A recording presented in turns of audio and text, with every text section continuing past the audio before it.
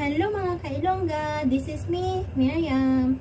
Ngayon po ay magluluto tayo ng soup at ngayong araw na ito ay ipapakita ko sa inyo kung paano siya lutuin at ano yung mga kailangan natin na mga ingredients.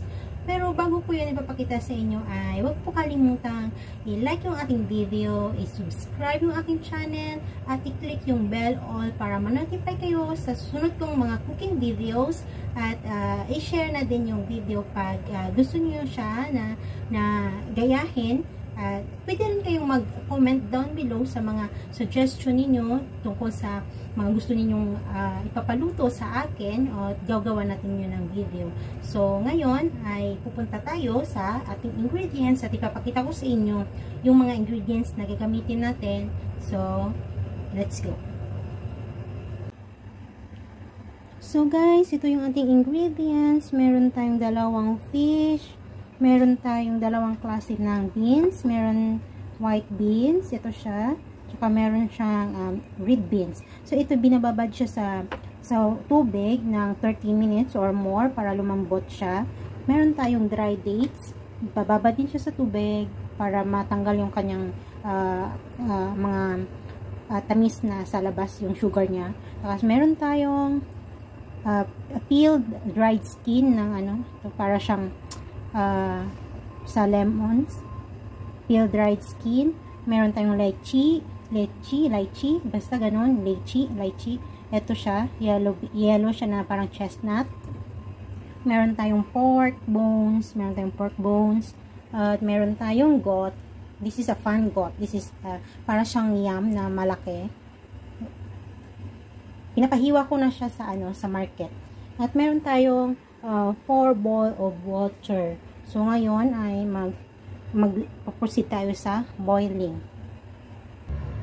At ngayon, nandito tayo sa ating kawali. Pag nakulo na yung tubig, ilalagay natin ito. Dapat tanggalan siya ng puti. Itong puti sa loob, tatanggalin. Tapos, pag kumulo na yung tubig, ilalagay siya.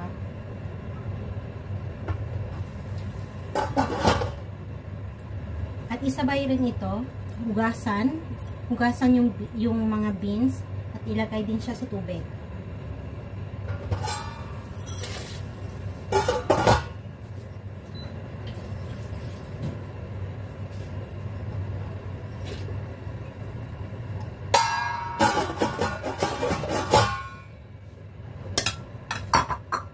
At pati itong dates, hugasan din siya at ilagay ulit sa tubig. Ilagay din natin ito, sama-sama po sila lahat, ilagay sa tubig. Tapos meron tayong extra kawali dito. Maglagay tayo ng oil.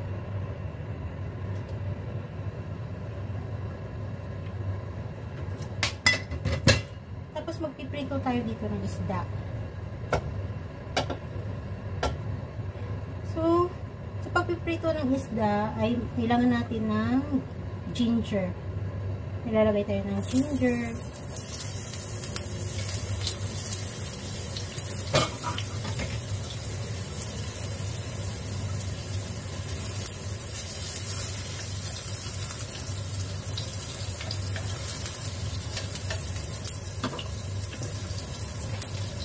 At sa isda, pag natapos siya lutuin, meron akong gamit na fish bag.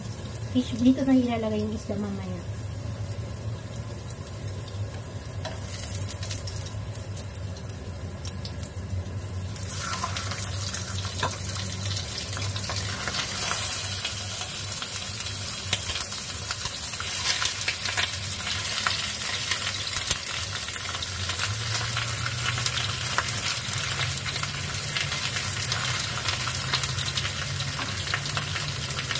So, dahil kumulo naman ito siya,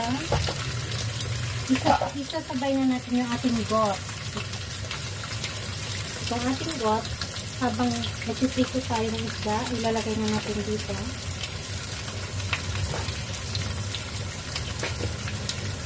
Ay!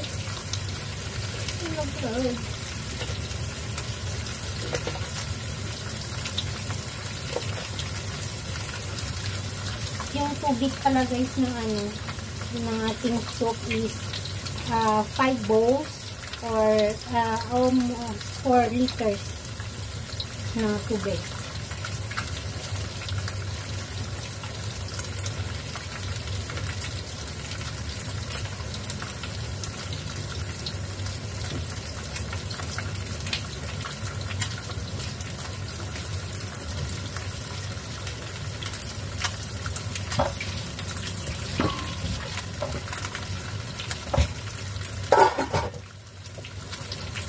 Tapos yung ito, yung lachi, ilalagay natin siya mamaya after na ng 2 hours na boil para hindi siya madurog. Pwede natin siya makain. So, huhugasan natin, bababad na sa tubig.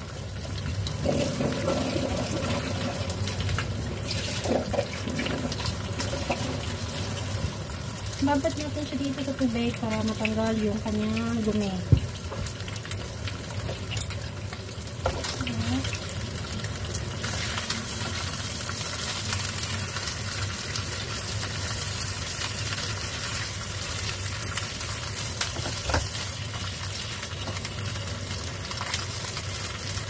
Dapat yung isda ay magiging brown yung kulay sa labas, yung kanyang balat, para mas mabango yung soup.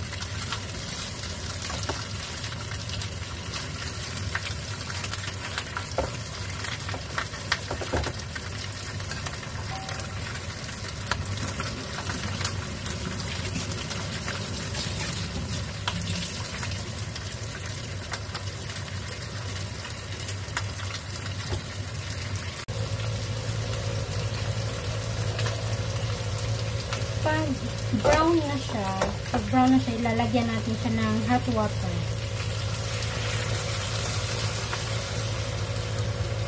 Lagyan natin siya ng hot water, tapos pakuluan natin siya hanggang sa maging white yung tubig.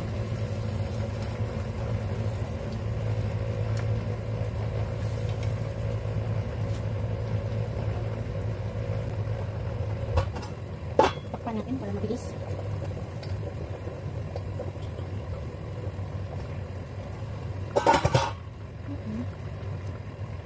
So, habang nagpapakulo tayo, maghuhugas tayo ng ating fish ball.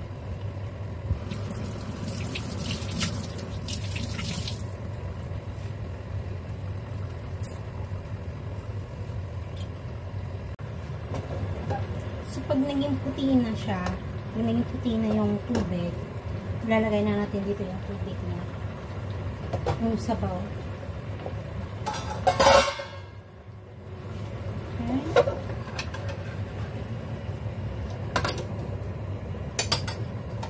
I-strain natin para walang buto na walang buto na maisama.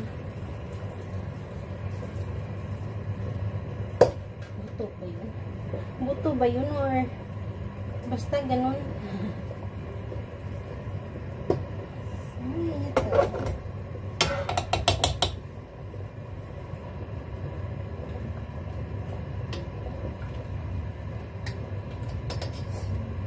Ay, may isama tayo.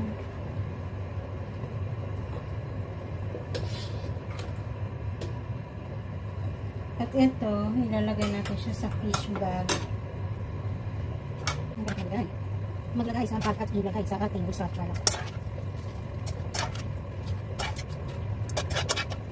Sinusungkit ako. Ayun, nalagay natin at itali lang natin. Ganito. Tali na maayos para hindi mabash yung isda. Para hindi siya mahalos kung dito natin. Nalagay natin dyan. Sabi natin. At yung next natin gagawin ay okay, makapakulo tayo ng tubig para i-blanch natin yung ating pork. Ito, i-blanch natin siya sa tubig.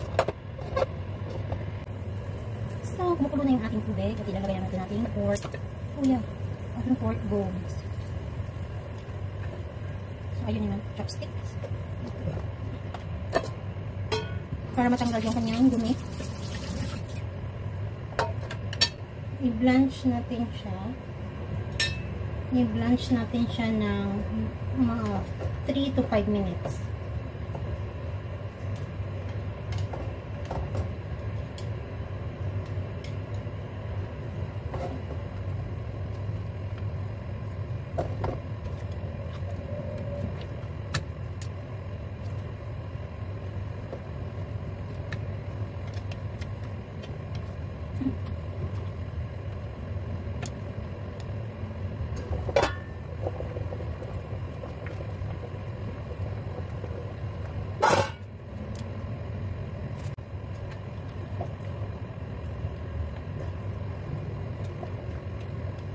So, yung pag kumulo na siya, yan, meron ng dumi. Yan, meron siya mga dumi. Ito, hugasan na natin siya. Tayin natin.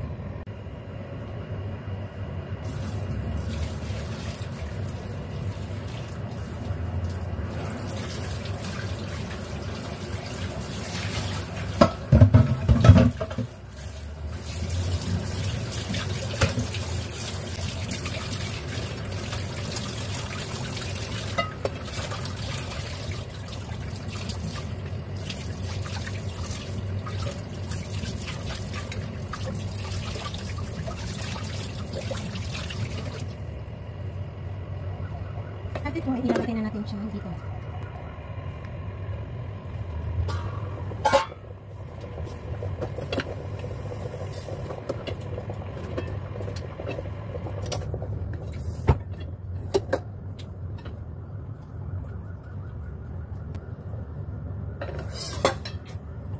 At ito, iiwan natin siya for mamaya po sa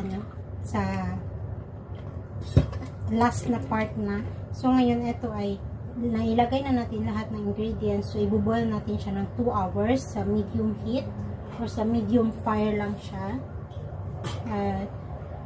So, ito na guys. At ibuboil na natin yung ating soup for 2 hours.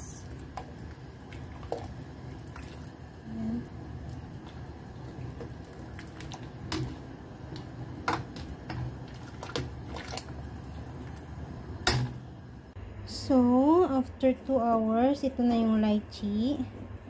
Ito na yung lychee. Nilagay ko na siya sa fish bag at ilalagay na natin siya sa soup. I-add na natin dito siya sa soup. Ilalagay na natin siya dyan. And wait natin siya na another 30 minutes. Tapos, lalagyan natin siya ng salt at ready na siya for drink.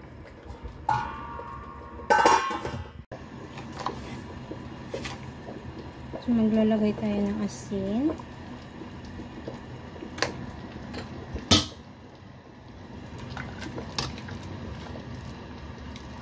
So, after minutes, pwede na natin siyang tikman ng ating soup. Ito na yung ating soup.